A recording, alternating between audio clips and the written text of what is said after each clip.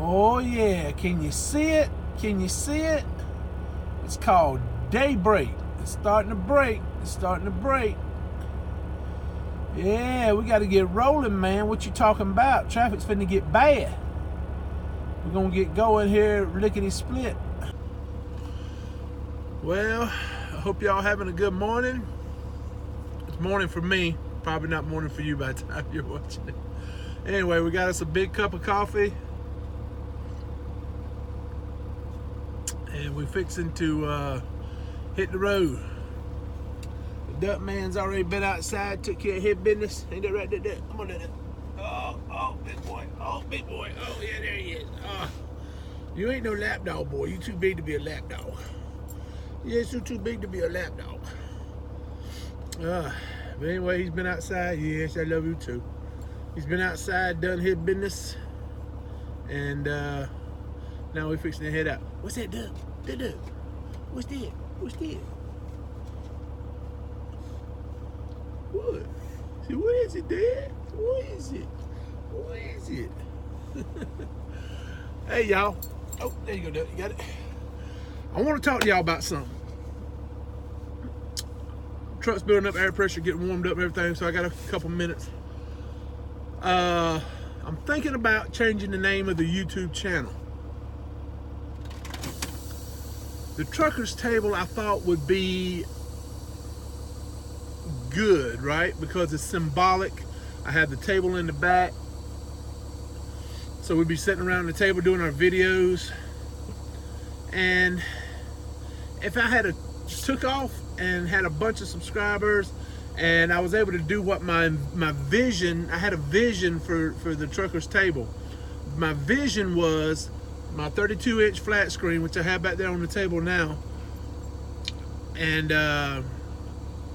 my iPhone doing FaceTime with it hooked up to the TV, plus maybe video clips or anything like that, and my GoPro as my main camera to film everything with, and doing like a at the table kind of video, right? Talking to people, talking about my day and everything, sitting around the table. But I think 90% of my videos have been sitting in the driver's seat, you know, or out walking around with Ducky or something like that. He's in just about every one of my videos, right? So when, you know, because he goes out with me just about all the time when I go out. So I'm thinking about changing the name from the Trucker's Table to Sput and the Duckman. Huh? Sput and the Duckman. I don't know. A lot of people have a hard time pronouncing it. Sput. S-P-U-T. If you're an older person, 50 on up,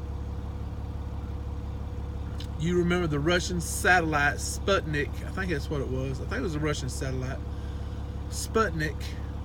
And you also might remember a wrestler or boxer, I can't remember now, named Sputnik Monroe. And he was a big guy. And when I was little, I say little, when I was young, probably about 2-3 years old, it was obvious I was going to be a big boy. And my granddaddy nicknamed me Sput, after Sputnik Monroe. So he passed away when I was 17, and just before I graduated high school. I would have given the world to have him be able to see me graduate high school and know that I was going to be able to make it in life, you know. But he passed away in November, and he was born in January, but he passed away in November, and I graduated in May, so he missed it by a few months. But anyway, to honor him, when I went to truck driving, I decided to use Sput as my CB handle. And then when I bought my own truck, I decided to incorporate the two things that I love. My grandfather, he's my hero. I mean, he was tough as nails, man. I mean, this guy, what he went through in his lifetime and the stuff that I've gone through doesn't even compare. I mean, grew up, you know, in the South, a poor man, picking cotton, hoeing peanuts, just working hard all his life. And I don't mean as a grown man. I mean as a youngin', when he's supposed to be in first grade. You know, like a lot of kids are. He's out there picking cotton and hoeing peanuts and doing all this different stuff. You know, that's back before they had machinery. Back in the late 20s, during the Depression, all that stuff. And so he's had it hard all his life. And you know, then he married my grandmother. She was born January 4th. He was born January 5th. So she was one day older than him. And they got married on January 4th, the day she turned 18. He turned 18 the next day. And a couple years after that or so, when during World War II, he got drafted and into the Army. And after he got out of the Army, he was at home, and they were sitting around the dinner table, I believe it was. And back then, the old houses had big, huge open fireplaces, big enough you could like walk into them almost, you know, big fireplaces. And he was sitting there with his back to the fireplace at the table, and he was leaning back in the chair, and I don't know if the chair broke or what happened. I can't remember exactly how that part of the story goes, but he fell into the fire and burned his body, especially his back and arms and everything back there. He got burnt really bad, and they didn't know if he was going to make it. He was in the hospital for quite a while, and had a lot of skin grafts and stuff like that done, and but he made it through, you know. And if he hadn't, I wouldn't be here, because after all that happened, my grandparents they already had 2 children, and then they had 2 more afterwards, and one of those was the baby of their children, which was my father. And he then in 1974, I believe it was, he had a blood clot or something, I believe it was, in his leg or something. Anyway, back then they were going to inject this dye into his bloodstream so they could find the clot. Anyway, the doctor doing the procedure didn't know what the hell he was doing. He was using a needle that had been outdated back in the 60s and no longer in use, in other words, you know. And he injected that into my grandfather's spinal cord, or in that area back there, and paralyzed him from the waist down. Then he was having, I don't know, he was about to die there on the table, and they walked out and left him there, you know. And he knew he had screwed up, and I think what he was hoping was my grandfather would just die, and they could say he died from complications or whatever, and it just be swept under the rug. However, my uncle was there, the one that's a couple years older than my father, and he ran in there, put oxygen on my grandfather, and tried to keep him, you know, alive, and till an ambulance could get there. And the ambulance, because this is a small town, Donaldsonville, Georgia is a small town. But anyway, they got him in an ambulance and rushed him to Dothan, Alabama, to the Southeast Alabama Medical Center over there, and they were able to stabilize him and everything. And but he would never be the same after that. He was paralyzed from his waist down. eventually he learned to walk using canes, and he had a lot of physical therapy and stuff like that done at up in Warm Springs, up there where President Franklin Roosevelt built that place up there, because he believed the mineral waters and everything up there were good for, because he had polio, you know, paralysis. And so my grandfather went up there for treatment and everything when I was very young. I can remember us getting up real early in the morning, driving up there and stuff.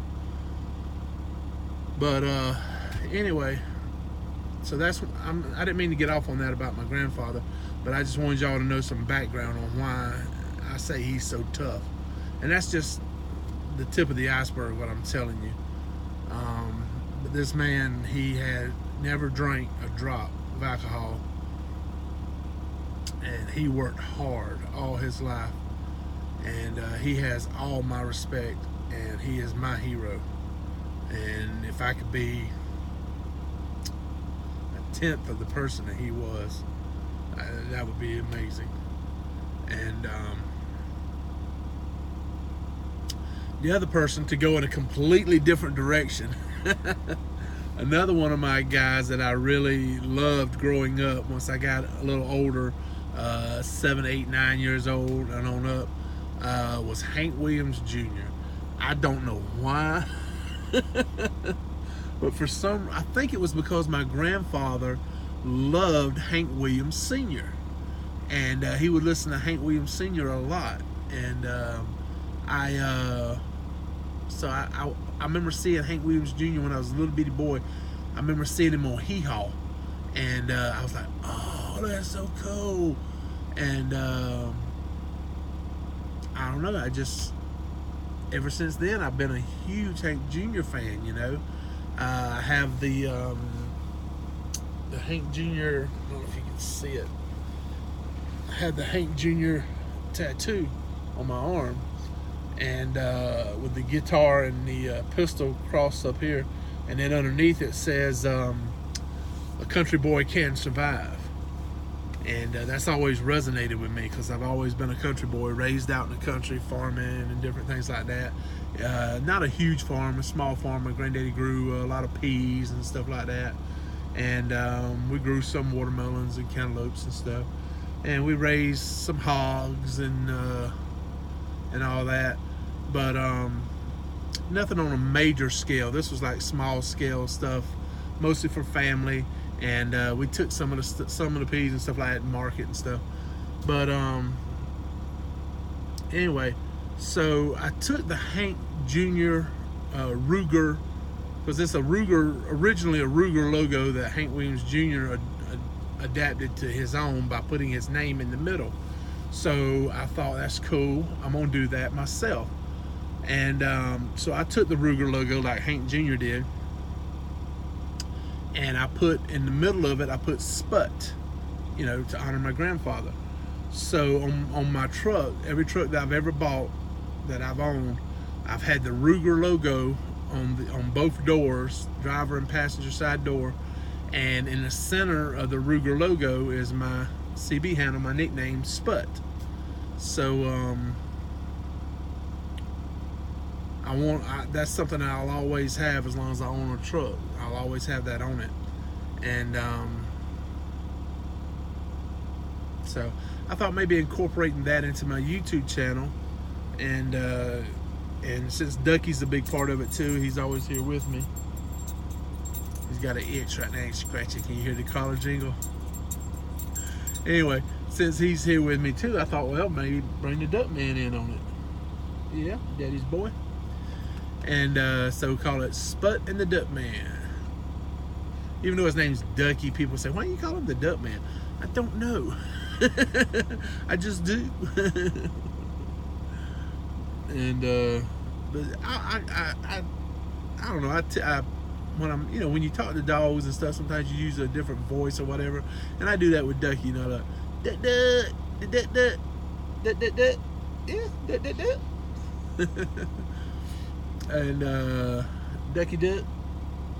But anyway, so I'm thinking about it. Tell me what you think. Sput and the Duckman. And I already got this idea. I'll throw the pictures in there. It's just a rough draft of some ideas I had, and I'd like to get some feedback on it if I could, and try to tell me what you think about it. And so what I'll do is I'll put these pictures in. It's cartoon pictures I did on my iPhone, and I'm gonna do some different ones. These are just to see what it would look like, and but I figure I could do something a little bit better, and but anyway, look at it and tell me what you think, okay? All right, talk to y'all later. Oh, and if you're an owner operator, don't haul no cheap freight.